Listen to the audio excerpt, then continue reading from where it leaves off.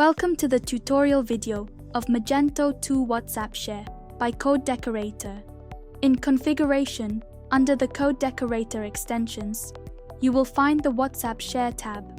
From this, you can do easy configuration settings.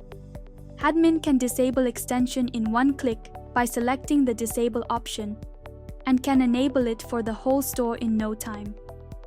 Store owners can modify WhatsApp chat images according to their requirements and to match with store design.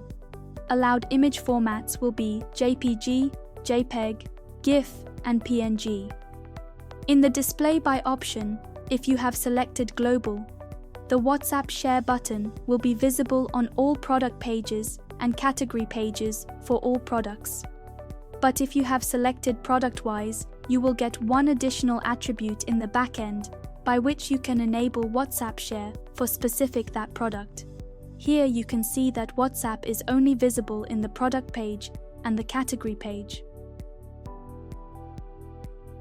Store owner gets the option of product name and product short description to be shared on WhatsApp along with the custom message as per their store requirements. If the Display by option is selected, a global WhatsApp icon will be visible in all the product category pages and product pages. Here, we get the product name, description, and custom message, along with the product link in the share link.